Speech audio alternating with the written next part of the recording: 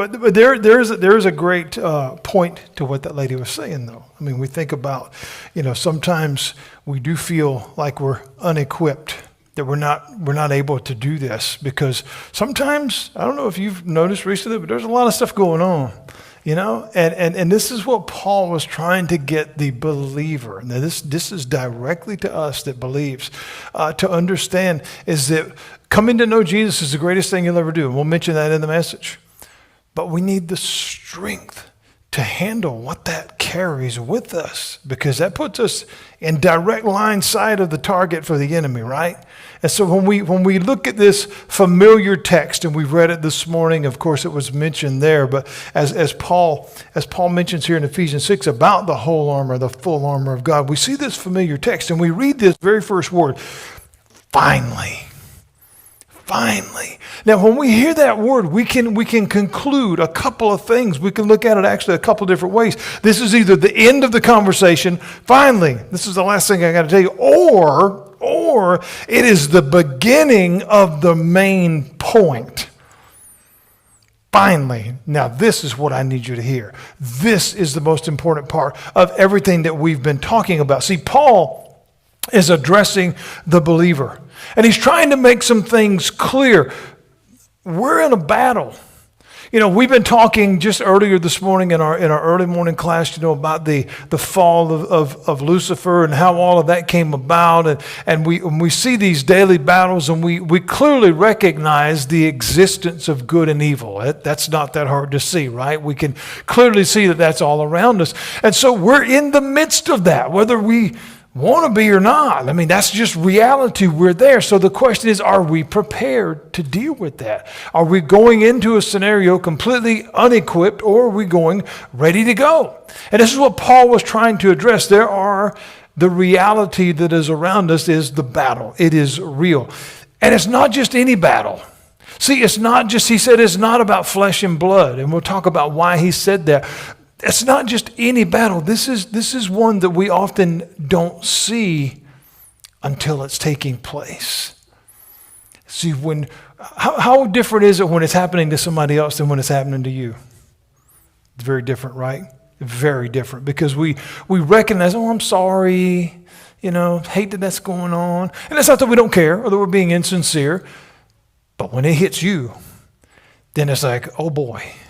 And everything's upside down, and the roof's coming off, and the wheels have fell off the car, and everything's bad. So we don't oftentimes see it until it is taking place. So to be aware of this reality was a massive burden on Paul's heart.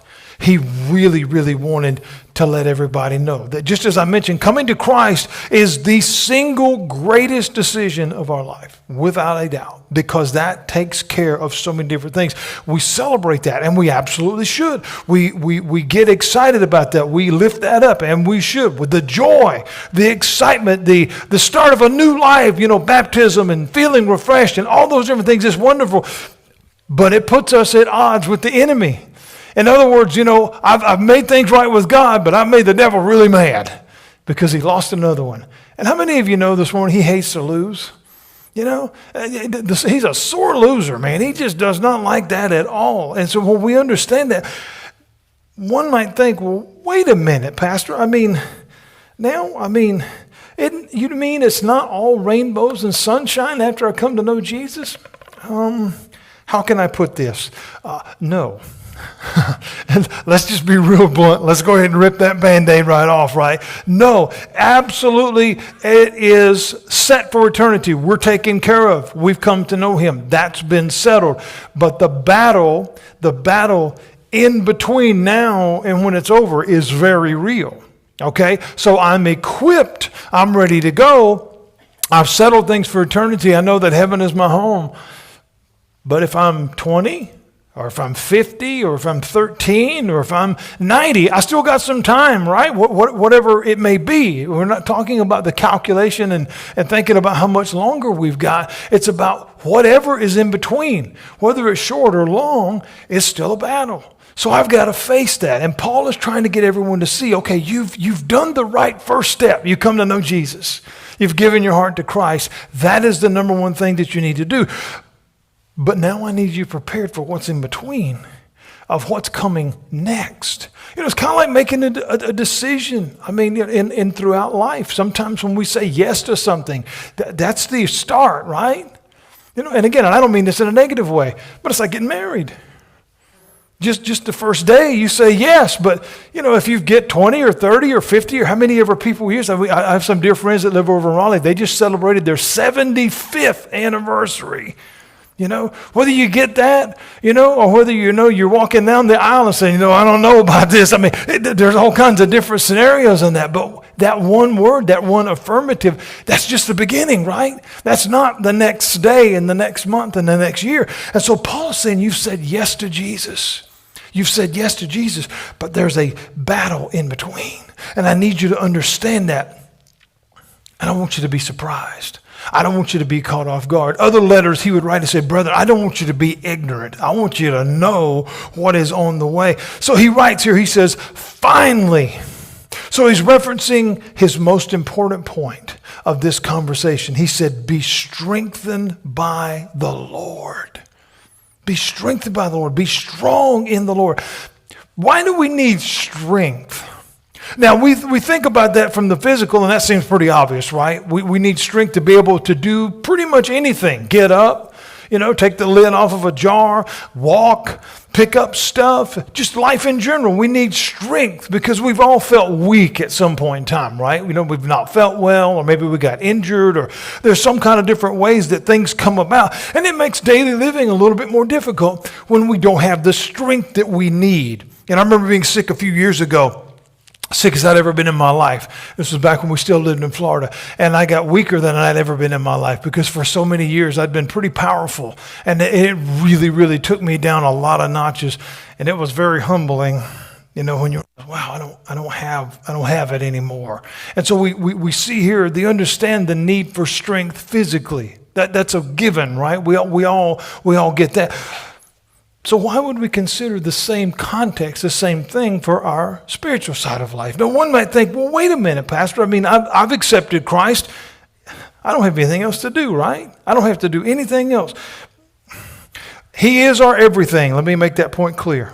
He is our answer. He is everything. But if we do not grow in that, if we do not grow in that walk, if we do not grow in that relationship, if we don't exercise our faith, it becomes weak. And we have no strength to fight in the battle. Because the battle is real. And the battle is piercing. Other passages talk about the enemy shooting fiery darts, right? And we think about that. And if we illustrate that in our mind, we think that would hurt. It does.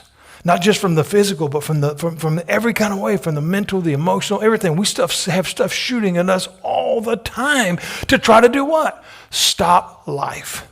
Maybe not your literal breathing, but to stop you from living, to stop you from understanding and existing and making a difference, because our goal is to tell people about Jesus, right? Just like Scott mentioned earlier, it is to point people to Christ. It is to magnify the name of Christ. That's what we're called to do. But if I'm over here and I'm licking my wounds and I'm beat down and I can't do anything, am I magnifying anybody? No. Am I showing anybody anything? No, because I'm having to take care of me. That is not to say, I remember all the years that I wore a bulletproof vest, that did not say that I would not get shot. It did not say that it wouldn't still hurt. It didn't say that I wouldn't break a rib or get bruises or all the different stuff that came with that. It was just that I had a barrier now that would help me continue if I needed to in the battle. And that's exactly what we see here in the armor of God. And Paul's saying, I need you to understand this. I'm addressing this need because as many do, they assumed that everything was okay. Now, we don't want to break that down this morning here from the pulpit, but how many knows what happens when we assume stuff? Everybody knows, right? Okay, so all right, so we assume that things are okay. Within our soul, we can say absolutely yes. We can say it's been taken care of. I've come to know Jesus. But the battle we enter requires strength. And not just any power and not just any might, but the strength, not the kind that we can go to the gym and build ourselves up for. But no, this power is for our heart, for our mind, for our soul. And it can only come from one place. And that's what Paul says, finally, Be strengthened by God. Be strengthened by the Lord and by his vast strength. Why does that matter? Because, see, it matters where we get stuff. You know, I've used my illustration sometimes, and again, it's not to denigrate any particular business, but there's a differential in stuff that comes from Macy's and the Dollar Tree. There just is, okay? Both have their useful points, okay? That's fine. But here, Paul is saying, if you're going to gather your strength for this battle that you're in, whether you realize you're in it or not, you're in it. And if you're going to have the strength to do it, there's only one place you can get reliable strength. There's only one place that you're going to get the strength that's actually going to work when, not if, when you face this enemy, because he's coming. And that's not to be scary. That's not, because again, we're dealing with a prideful entity that wants to just stop you, that wants to say, I got you. That wants to say, I stopped you, I kept you from doing this, or I gave you the opportunity and you went down the wrong road. Paul says, I want you to be strengthened by the Lord. This is not talking about obtaining perfection and I'll never mess up again. No. We're all going to have, as I famously say, we're going to have our stub the toe moments. We're going to have those, right? That's going to happen. That's reality. But what Paul is saying is, I'm going to give you the strength to be able to keep going. You're going to be able to move forward. Why does this matter? Why does our spiritual life need to be strong? Paul says in verse 11, put on the whole armor of God, the full armor of God. In other words, everything that is offered, okay? Not just pick and choose. He says, why do I do that? Why do I put it all on? So that I can stand against. What does that mean? Be prepared. Be prepared. Okay, this is why you have this. This is what's been offered. So I want you to put it on so that you can stand, so that you can be ready. In other words, you can say, bring it on. I'm ready to go. So you can stand against the schemes of the devil. Now, I read it that way. Of course, here that's the scripture that I'm reading from, the Bible that I'm reading from. And I know other versions use the word wiles sometimes. But I want you to think about this for a minute. Let me paint a picture for you. I like to paint pictures with words sometimes. When we think of the word scheme, what do we think of? Tricks, deceptions, sleight of hand, lies, anything necessary to cause a stumble or a fall. So he said, I want you to be protected against that. Where does that generally affect us first and foremost? In our mind. How easy is it to fall for stuff today? There's every kind of gimmick, every kind of sales pitch, every kind of everything that you could ever imagine. If you spend any amount of time on social media, you'll see there's 1,000 different ads for all different ways to get rich, or all different ways to do this or do that. And the only person getting rich is the one you're sending the money to. It won't be you. But what we see the power of what Paul is trying to see here. He says, put on the whole armor of God. And so that starts from head to toe, right? We start with that helmet, and he said, because you got to protect your mind. And then we got to protect our heart, right? Because what is that? That is the center of our emotional being. How many people are struggling with emotions today? Okay, be it something sincere and real, or being something superficial and surface level and seemingly silly. Regardless, there's a lot of people struggling with emotions today because it is real. And the enemy wants to target that in every possible way. I want you to feel like God doesn't love you. I want you to feel like you're alone. I want you to feel like you're in this battle, just struggling. I want you to feel like you're drowning. And Paul says, I want you to be able to stand against the schemes of the devil, because whenever he comes, it is always going to be, as Jesus calls him, the father of lies. It is always going to be deception. It is always going to be something dishonest. And it may seem good. See, we get this picture sometimes of when we think of evil and the devil and the demons, and also we think of big, scary, drooling fangs and horns. He's going to look like me and you. The Bible says he's an angel of light, or can mask himself as an angel of light. As we were reading this morning from Isaiah, he's called Day Star, the morning star. I mean, how more beautiful is that when you wake up and see that? That is. But why is that important to know that? Because that's deceiving. That's deceiving. I mean, it is almost like, and again, everybody finds beauty in different things. It's the old saying, beauty is the eye of the beholder, right? Some people see a rattlesnake, sunning on a rock in Arizona as beautiful. Maybe to some that color pattern and scheme, and maybe it is. But is that beauty deceptive if you go try to grab it? It'll bite you. And not only bite you, but if you don't get the proper thing, it'll kill you. This is what Paul is trying to get us to understand. I want you to be able to stand against the wiles, the schemes of the devil. And Paul says we need the strength of the Lord to prepare for that. Why? Because alone we don't prepare well. Even from the physical, if we're honest. If we're diehard, gym nuts or gym people. Maybe we love that. But you wake up in the morning and say, I don't feel like going today. And you can convince yourself of every reason you don't need to. I don't feel like it. This is sore. I'll get to it tomorrow. How many of us say we'll get to it tomorrow and tomorrow never comes? We do that a lot. And it don't have to just be from the physical exercise. It could be from anything. I'm going to start that diet tomorrow, or I'm going to read that book tomorrow. We do that. Paul's saying you can't do this on your own. That you just can't do it because we know how the human heart works. We know how the human mind works, right? We get distracted. We go back to the schemes of the devil. I'm going to find something else to take up your time. I'm going to read my Bible today. And again, I'm not getting all legalistic on you, but I'm going to read my Bible today. But I got to scroll Facebook for the next 2 hours, and maybe I'll get to it. Well, I'm getting tired now. I'll do it tomorrow. You see how easily we get off track. It's very, very simple to do. And so Paul says we need the strength of the Lord to prepare, because oftentimes we only look at the surface. Oh, I don't see anything. It'll be okay. Paul says we're in a battle. But we look around and we're like, but everything looks okay. I don't see anything. It's not, because it's not happening to you yet. And so when we get that idea, he's saying be mindful, be prepared, stand against these things that are coming, put on the whole armor of God. Oh, it'll be all right. I don't see anything. Then when we have that mindset, I don't see anything, it's not there, then that snake that is camouflaged in the leaves strikes. Then the alligator that is lurking in the dark water that you can't see is all of a sudden having lunch. The criminal that is hiding in the closet behind the jackets has now taken over your home. Now, again, those are awful scenarios, and I don't want to be graphic, but I remember as I was writing that, I had a scenario like that.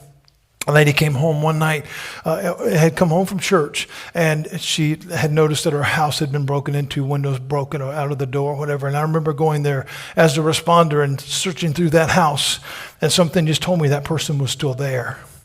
And sure enough, they were hiding in the closet in her bedroom, and you couldn't see them. They were completely camouflaged behind all the jackets and different things that were there, and it was, that's how the enemy likes to slip in. He wants to be there and you not know it. Because that's the mark of a deceiver, right? Is I don't want you to know that I'm tricking you. The great magician doesn't tell you how to do their tricks. All right? That's entertaining and that's fun. The great deceiver wants to make sure you don't know how he does your tricks or how he does his tricks, so he can keep you allured by that. So he can keep you glued to that. Man, how did he do that? Or I didn't see it. That's even the worst one. I didn't see it and now I'm already in. It's like when the fish doesn't see the hook.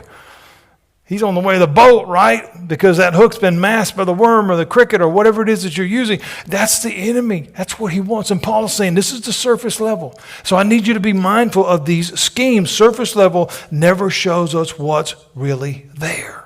So as the believer, Paul is trying to address that. The one that is saying, I said the prayer.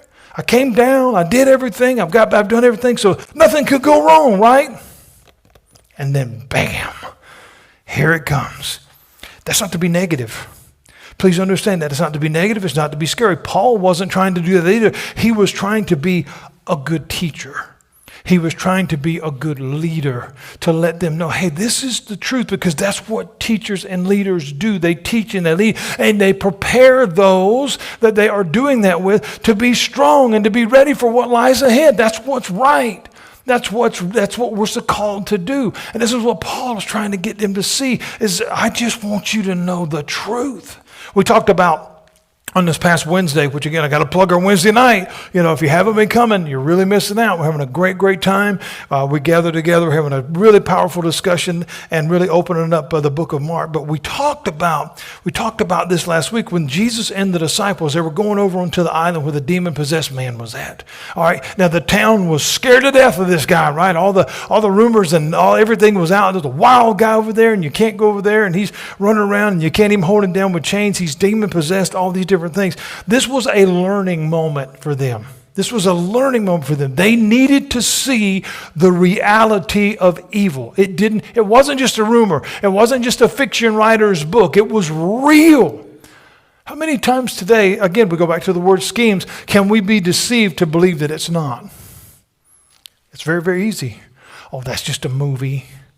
Oh, that's just, that's science fiction. Oh, that's this, that. And yes, there are some levels of that are, from a screenwriter's mind, okay? But evil, the deception of evil, the things the schemes that he brings about are very, very real. And here, this is what Paul is addressing to the believers to let them know, this is real, guys. This is no fooling around. Reading our Bible and praying and fasting and growing in our faith, these are daily regimens that we need too. We need these. And we need these in order to stand against the schemes of the devil. Why? Because once we know the truth, it changes everything. Once we know the truth, we're no longer easily deceived. I know how you did that. I know how that works. You can't pull the wool over my eyes, I seen the fishing line that was tied to it or whatever. I get it. I see it. And see, the devil doesn't want that. The enemy does not want us to realize what is going on. He wants us to be deceived. That is why we need to be mindful of where we get our strength from. We get our strength from the Lord, because not only does the truth set us free, it opens our eyes. It opens our hearts and our minds and our soul, and we become strong. We can't back off from gaining strength. We have to continue to grow in this every day, because when one who schemes, when one who is a liar and a deceiver, they're always looking for a new way. Well, they found out that trick. Let me make a new one. They found out that I had somebody hiding behind the curtain. Now I got to figure out a different way to trick everybody. And again, not to bash the magician here this morning, we're not talking about that, but it's the same concept. That's what the deceiver does. He doesn't want you to believe what you saw. He doesn't want you to believe what was in front of your eyes. And many people today can sometimes see stuff and say, oh, that wasn't there. And it's like, but I just seen it. And they'll tell you, you didn't see it. We live in a world of deception and smoke and mirrors and all these different things. And that is exactly the schemes of the enemy. And this is what Paul is trying to say. When you put on the whole armor of God, the full armor of God, and you got that helmet and you got that breastplate and you got all the different things that I'm watching over you. I'm giving you the ability to fight this battle that you on your own cannot do. Does that make sense? We it's like going into a gunfight, with aluminum foil around you. Ain't going to help you.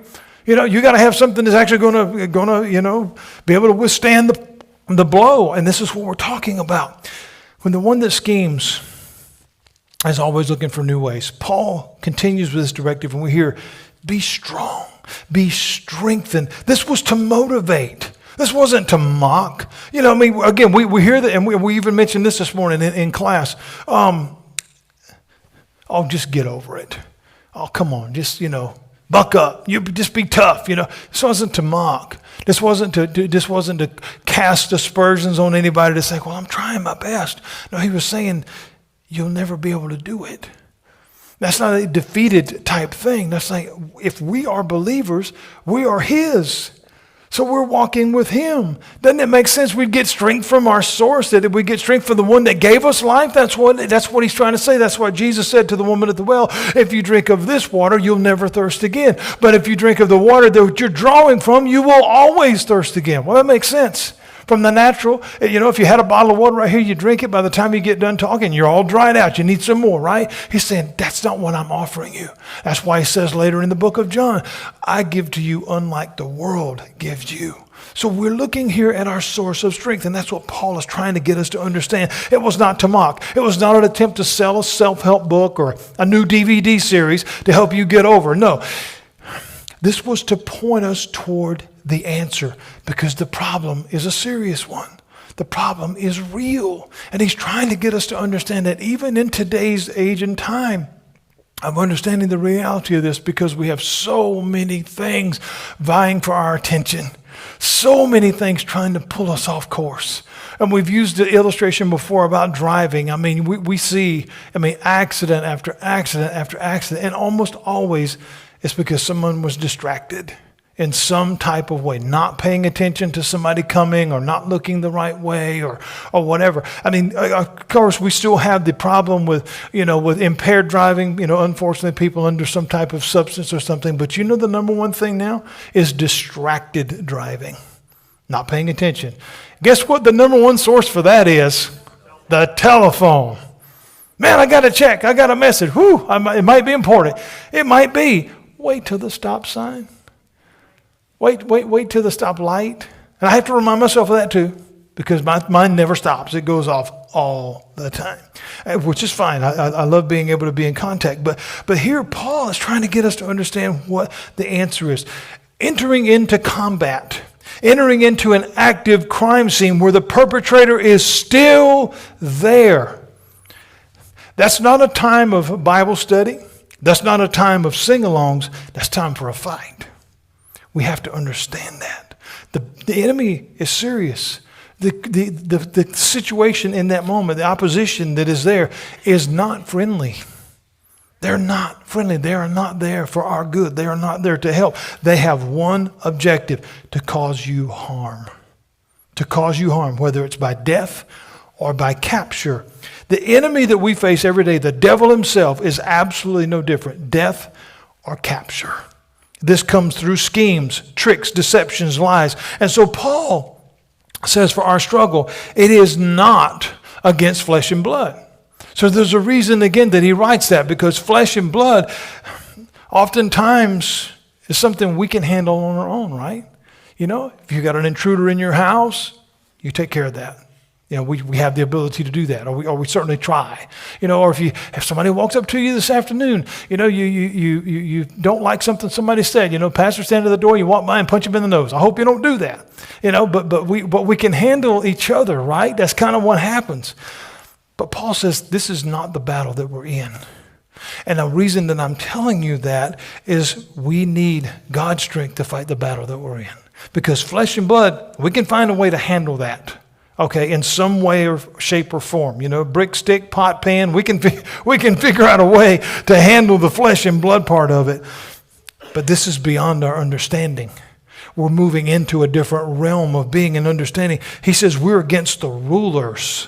Now think about that word, against the authorities, those in charge, those that are orchestrating the schemes. Think about what he's saying here. We're not talking about the underlings and the subservient people. We're talking about the ones dealing it out, the ones that are handling all the things. That is who we're fighting against. The rulers, the authorities, the schemes against the cosmic powers of this darkness. What happens in the darkness? Things are hidden. Things go unnoticed in the darkness. He said we're fighting against evil and spiritual forces in the heavens. So we go back to verse 10 to see why that's important. Paul said, finally, let me turn your attention to what I'm trying to tell you. Let me turn your attention to the things that matter. I want you to be prepared.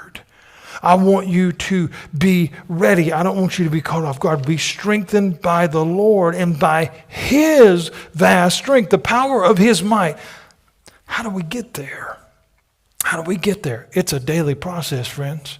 It's a step-by-step, day-by-day, willing to surrender me. I got to get me out of the way. Oh, I got it. We've all said that at some point in time in life, right? We've all said it, and we'll all say it again. I've got it.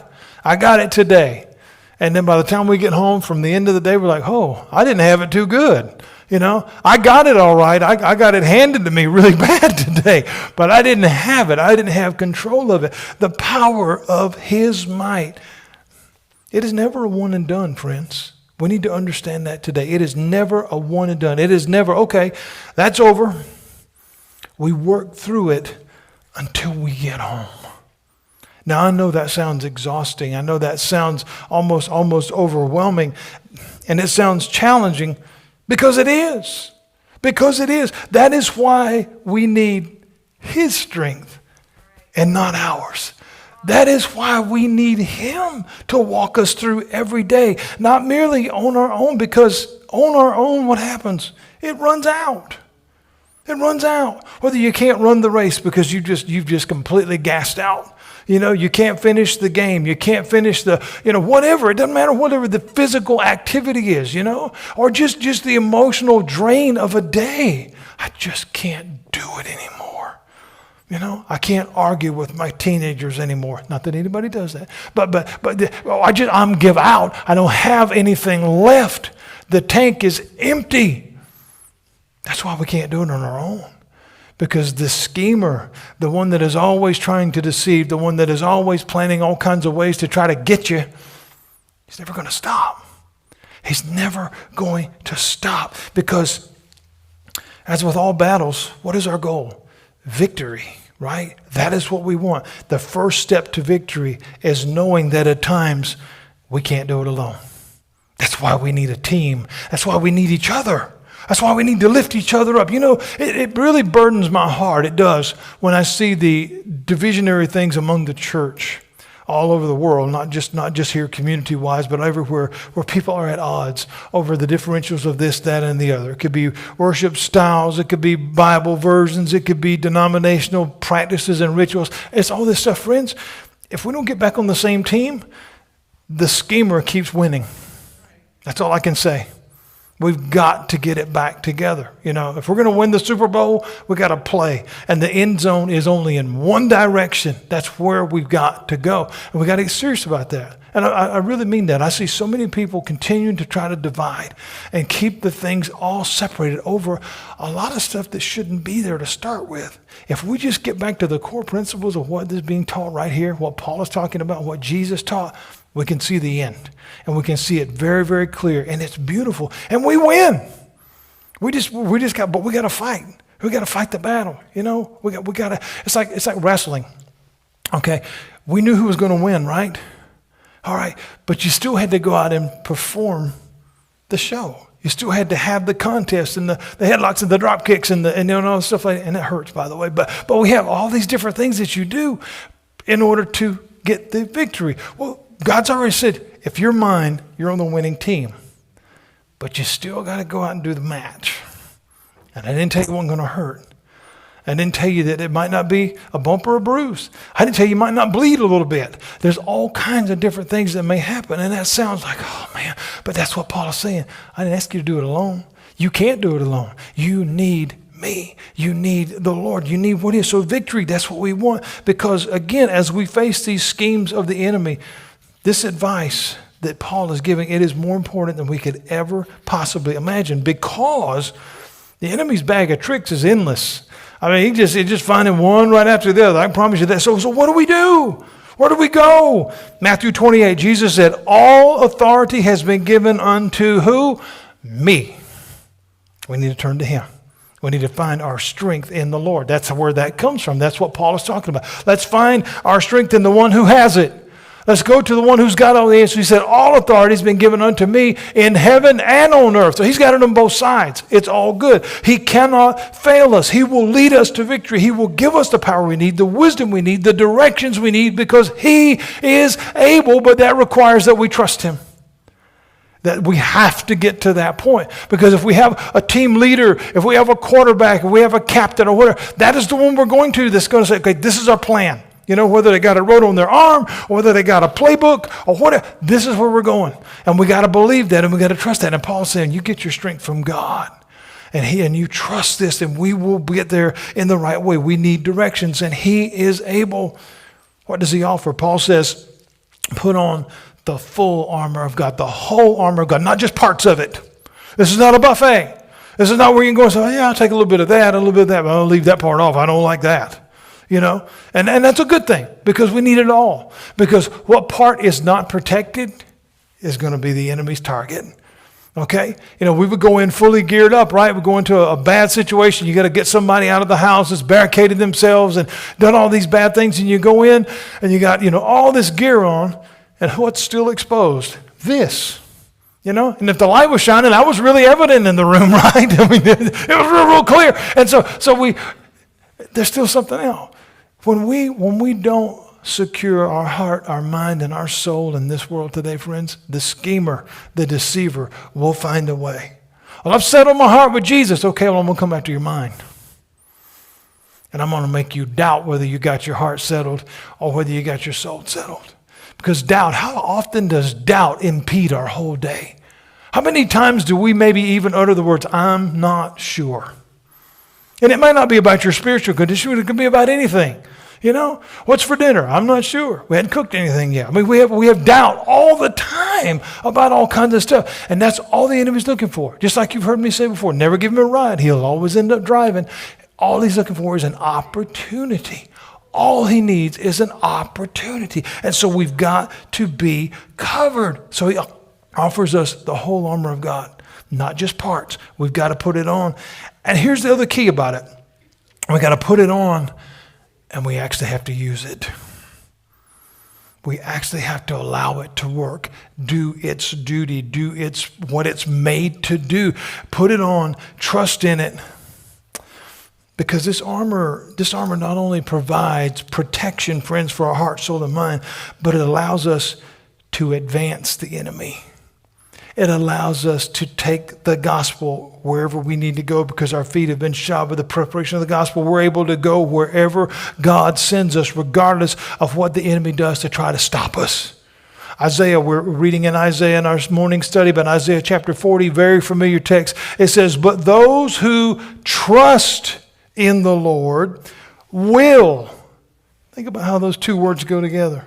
Those who trust in the Lord will renew their strength. Paul says, be strong in the Lord. How? Trust him. See how that ties together? They will soar on wings like eagles. They will run and not become weary. We are strengthened by his vast strength. He says they will walk and will not faint.